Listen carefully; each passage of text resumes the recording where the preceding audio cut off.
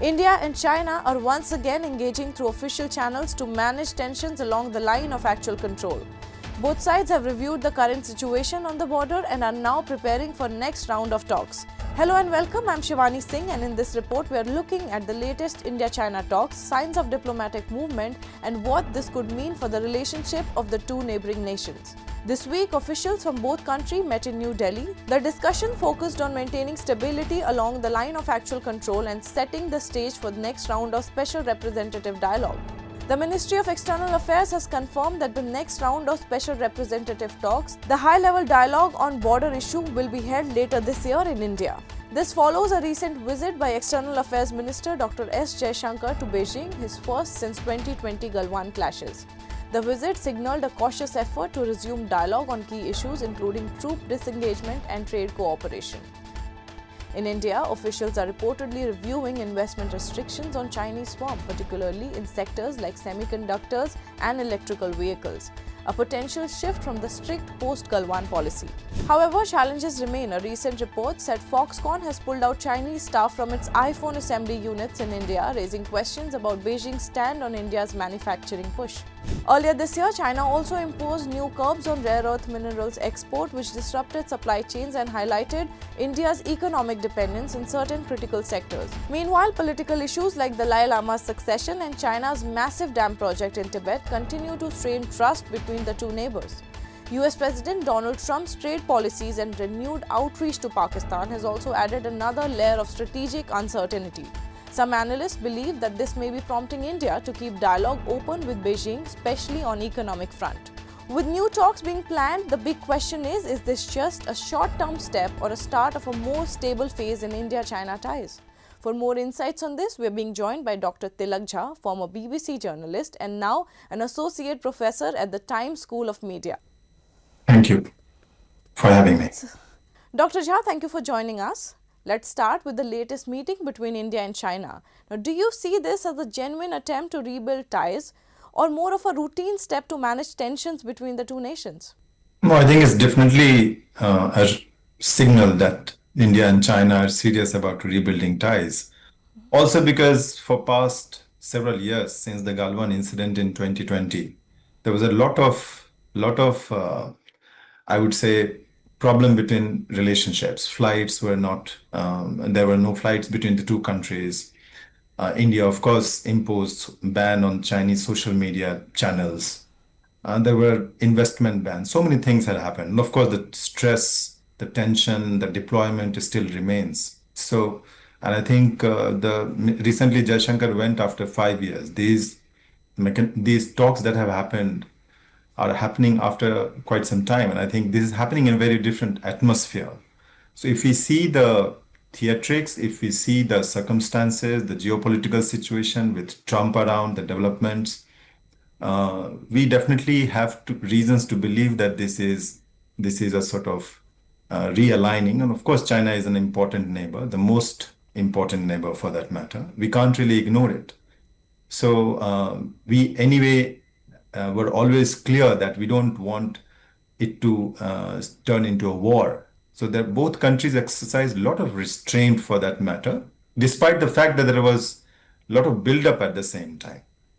So I think after the Galwan incident, the tensions remain, and I think this is a major step towards resolving that tension, heading towards. And I think this is also preparing ground for Prime Minister Modi's visit next year, likely for the Shanghai Cooperation Organization meeting.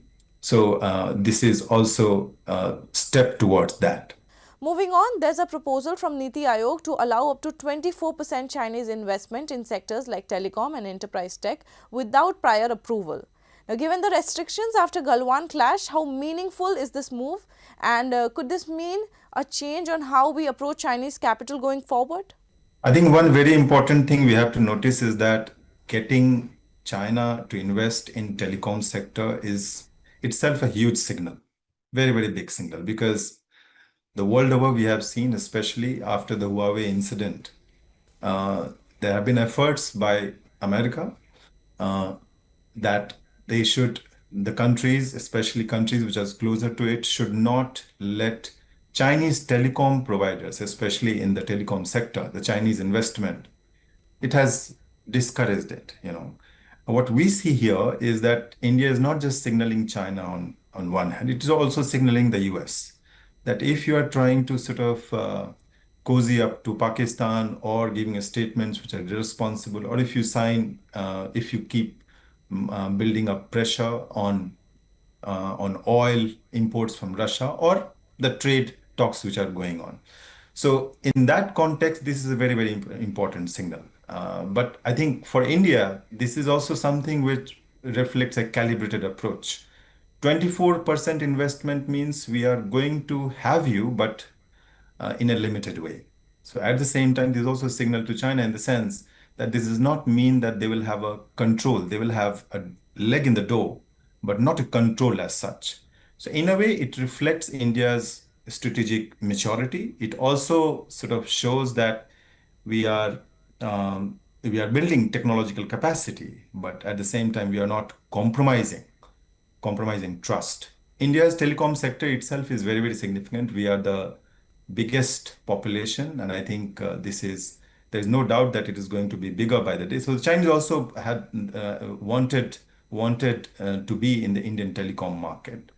So I think if we put all this context together, what we see is that India has tried to signal the world that they are open to relationship with all the major powers, including China, while at the same time they are not going to give anybody a veto power over India's trade, foreign policy, or for that matter. So I think Niti Aayog decision needs to be seen in that context. If this goes ahead, do you think Indian businesses will welcome it, or will there still be a political and public resistance to the Chinese capital?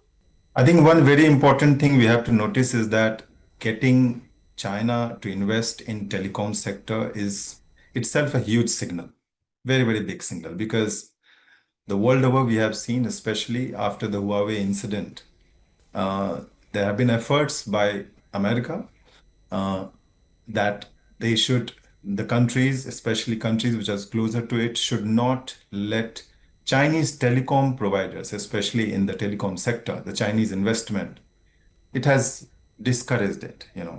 What we see here is that India is not just signaling China on one hand, it is also signaling the US that if you are trying to sort of cozy up to Pakistan or giving statements which are irresponsible, or if you keep building up pressure on oil imports from Russia or the trade talks which are going on. So in that context, this is a very, very important signal. But I think for India, this is also something which reflects a calibrated approach. 24% investment means we are going to have you, but in a limited way. So at the same time, there's also a signal to China in the sense that this does not mean that they will have a control. They will have a leg in the door, but not a control as such.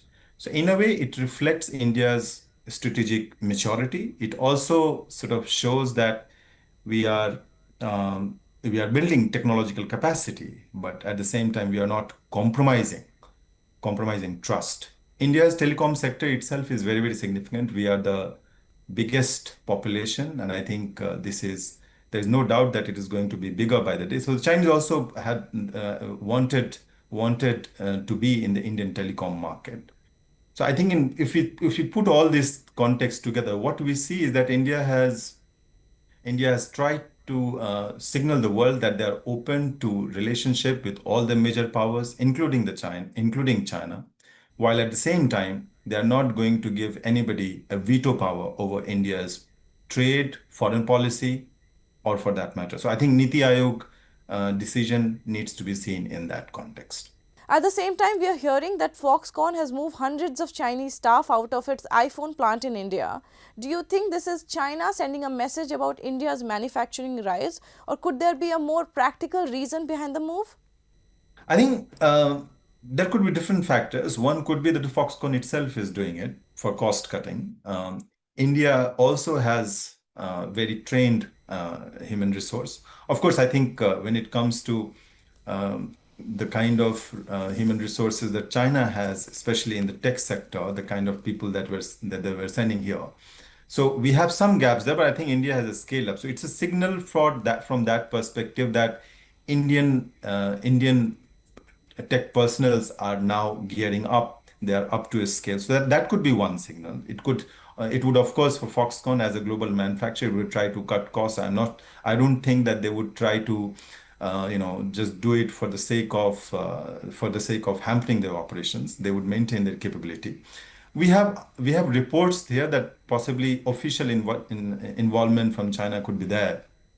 So if that is the factor, then of course there's a signaling at the same time where there could be, and I think for that matter, subtle pushback by Beijing that if the relationships are not going to be normalized fully at Beijing's terms. So I think that is where we have to see it from that perspective as well. So these negotiations will go on. I think the Chinese have done something like this earlier as well. They have tried to put in restrictions. Indian government itself put in visa restrictions, which sort of it got pushed back from Indian businesses in terms of, I mean, they pushed back the government to make sure that this is relaxed because there were several technical skills in which the Chinese engineers were extremely crucial. So I think it's a signal on both terms. But I think we also need to understand that China at any point of time would not want India as a competition in manufacturing. iPhone manufacturing is not just another product manufacturing, it's a symbol of sorts. It's world's best phone by in terms of branding, in terms of feature. It has a lot of market cap. It's one of the biggest companies. So Apple coming here and manufacturing phones in India and sending it all over the world is sort of a huge signal for China. I think the Chinese would never want that. So that is also in which we need to see that they're trying to somehow position their manufacturing prowess, manufacturing position, and safeguarding their interest. So this competition is going to remain for that matter. I don't think the Chinese will just let India have get away with all the manufacturing that they do. So we'll continue to see these kind of steps in future as well, and we'll have to prepare. We'll have to scale up our resources, our human resources, our technical skills, our ability to invite investment, and not just from China, from world over. Okay, moving ahead, Trump's recent engagement with Pakistan has raised eyebrows in New Delhi. Now, do you think that changes how India sees options globally, or could this lead to a limited opening towards China on trade and investment? Trump is an unpredictable leader. So, and the kind of reports that we have seen relating from crypto to the oil to all sorts of games that Trump administration is trying to sort of bring in geopolitics is something that's not of a concern just for India. It's a concern for even America's closest allies, NATO allies, just all sorts of allies. So I think we have to be very, very careful about dealing with America, and at the same time, Trump's policies towards Pakistan. Operation Sindoor, in such a critical period, American policies towards Pakistan, almost favoring it to the extent that uh, the kind of a statement the Trump issued that because of trade deals, he was able to get India Pakistan to talk despite the denials which have happened, including from Prime Minister Modi himself, who said over phone, and I think over phone to Mr. Trump that, well, this is not how it was, and we will not accept it. There is statements have kept coming. So I think these are the tactics of among others to get the kind of deals that Trump wants for himself. But at the same time, this is also almost hinging on the borders of irresponsibility. You do not expect a major country which promises and which claims to be sort of taking care of the world order to play these kind of tricks with nations which are de facto terrorist states. I think Pakistani army, I think nobody needs to believe, nobody needs to doubt its designs in terms of supporting terror attacks in India and not just here. There is little doubt about Pahalgam. There can be absolutely no doubt about that. And it's not just about that. They have done it for so long and so consistently and so shamelessly that it is difficult to believe that a country like America would shift its policies at least even signal for that matter, with such alacrity. So I think this shows a very problematic attitude on the part of Washington. And I think leaders have consistently said. I think there was one American leader who recently talked about oil imports, and NATO chief also giving a statements which were again very problematic. And they are trying to say that you behaving with India of today of 2025 as if it is a 50 years ago sort of thing. Even 50 years ago, India was a very important country. It will always remain. It is a country which will never accept this kind of politics. So we would expect Trump to be more consistent in his announcements. And I think we also need to understand it from the perspective that India is also trying to signal to China and all other major powers that India is not anyway aligned towards US, and it is willing to make compromises, willing to strike deals wherever possible. It will save its interest, and it will do everything in its capacity. So I think the Pakistan policy of America is something that Pakistan itself it could be in should be wary of. Trump, at the end of the day, is trying to get Pakistan's military chief, who is basically running the show. This is harmful for Pakistan's democracy. This is sort of trying to sustain a state which is economically failed by all count, which cannot behave as a normal state, a state which is hardly a state for that matter. So I think we have to understand the fact that these policies are not going to last for long run. These are short-term policies. America or whosoever power cannot continue to trust a country like Pakistan, which has a history of behaving irresponsibly.